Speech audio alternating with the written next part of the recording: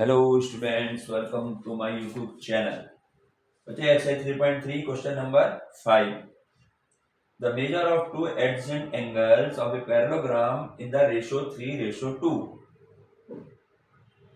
एक पैरेललोग्राम है, उसके दो एडजेसेंट एंगलों का रेशो दिया हुआ 3:2 रेशो है ये. Find the measure of each of the angles of a parallelogram. Parallelogram के हर एक एंगल की हमें मेजरमेंट निकालनी है. इसका सॉल्यूशन देखो क्या है. देखें, पैरेललोग्राम एडजेसेंट एंगल का सम रेशो दे रखी है. ठीक है, तो हम ये मान लेंगे कैसे एडजेसेंट एंगल होते कैसे. जैसे मान लिया हम यहाँ एक रफली बना देते हैं. रफली बनाने से पता लग जाता है. जैसे मान लिया ए बी सी डी हमने नाम दे दिया इसको, पैरेललोग्राम है कोई, और इसके जो है एडजेसेंट एंगल क्या होते हैं. जैसे ए का एडजेसेंट बी होगा, या ए का डी बी होगा, है ना, बी का सी एडजेसेंट एंगल होगा. ये बताया ना एडजेसेंट एंगल क्या होते हैं, और इसके जो है अपोजिट एंगल क्या होते हैं, अपोजिट साइड के, वो सब उसमें दिया हुआ है. तो ये एडजेसेंट एंगलों का रेशो दिया हुआ है. अब रेशो दिया हुआ है, एंगल तो दिया नहीं है, रेशो दे रखी है इसने. तो हम ये मान लेंगे कि इन दोनों रेशो को हम मान लेंगे जो एंगल दिए हुए. लेट सपोज करेंगे let the two adjacent angles are 3x and 2x. ये मान लिया हमने मान लिया ये 3x है, ये 2x है. इसको ये भी किसी को ही मान लो इसमें. ठीक है, 3x एंड जो हमने रेशो दे रखी ना उसमें हमने x मिला दिया, क्योंकि अब हमें यहाँ एंगल मिल गया. ये एंगल नहीं है, 3 एंगल नहीं है, 2 एंगल नहीं है, ये एंगल हमने मान लिया. तो जहां भी रेशो वाला आएगा उसको x मान के चलेंगे. अब हमने पढ़ा हुआ है कि इन दोनों का sum of adjacent angles of parallelogram क्या होते हैं, सप्लीमेंट्री होते हैं. सप्लीमेंट्री मतलब इन दोनों का सम जो है 180 के होता है. पढ़ा ना ये. तो वही हम यहाँ पर रूल अब उसको फॉलो करेंगे. तो हम यहाँ क्या लिखेंगे, इन दोनों का sum 3x plus 2x is equal to 180. अब ये हमने लिख तो दिया, लेकिन ये क्यों लिखा है इसका रीजन इसके साथ हमें लिखना पड़ेगा. क्या होता है, sum of adjacent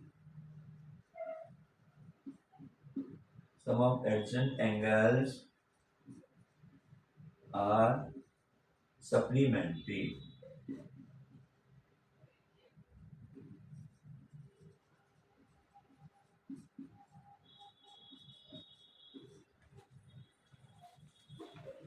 some of adjacent angles are हमारे जो होते हैं ये क्या होते हैं, सप्लीमेंट्री होते हैं. ठीक है ना. तो सप्लीमेंट्री का मतलब हो गया इनका हमें जो है, इसका हमें जो है क्या करना है, इन दोनों का सम जो है 180 हमने दिखा दिया, और यहाँ हमने ये लिख दिया sum of adjacent angles are supplementary. इसमें पैरेललोग्राम की बात हो रही है क्योंकि पैरेललोग्राम ही दिया हुआ है. तो अब इनको प्लस कर दो, 5x हो गया इज इक्वल टू 180 डिग्री हो गया. तो यहाँ से x की वैल्यू निकालेंगे तो 180 अपॉन में हो जाएगा 5, क्योंकि मल्टीप्लाई में डिवाइड में बदल गया. इसे हमने 5 से कैंसिल किया, 5 3 जा 15, 5 6 जा. तो हमारे पास यहाँ पर लिख देते हैं इधर x की वैल्यू हमारे पास आ गई, x is equal to 36 degree. ये x की वैल्यू आ गई. ठीक है ना. हमें तो एंगल निकालने ए बी सी डी सारे. तो अब हमने एंगल क्या माने थे, 3x और 2x माने थे ना. तो हमारे पास एंगल्स क्या आ गए देखो. तो एडजेसेंट एंगल्स आर, अब देखो एडजेसेंट हमने क्या माना था, 3x माना था पहले. तो यहाँ पे 3 इंटू एक्स की वैल्यू 36 आई है. तो यानी पहला हो गया 108 डिग्री. तो एडजेसेंट एंगल में पहला ही हो गया. उसके बाद दूसरा क्या था, 2x था. 2x था ना दूसरा ही 2x. यहाँ पर x की वैल्यू पुट करो, 2 इंटू 36, तो ये हो गया 72 डिग्री. ठीक है. तो ये हमारे पास 108 हमने वाले इसको 108 मान लिया, इसको 72 मान लिया. तो अब इसके चारों एंगल कितने हो गए, अब इसके अपोजिट एंगल इक्वल होता है. सी भी 108 हो गया, बी अगर 72 मान रहे हैं तो इसके एंगल 72 हो गए. तो इसमें यार ऐसे लिख देंगे हम, इसने पूछा ना find the measure of each angles of parallelogram. तो यहाँ पर क्या लिखेंगे, each angles each angles of parallelograms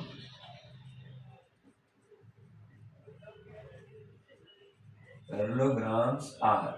अब कैसे लिखेंगे, ये तो हमने दो निकाली लिए, 108 डिग्री 72 डिग्री। अब फिर इसके सामने जो होगा वो भी इसी के एक के बराबर होगा, 108 हो गया, और चौथा क्या होगा, वो भी 72। इस तरह से बनेंगे चारों एंगल, अगर ईच एंगल की बात करेगा, ठीक है।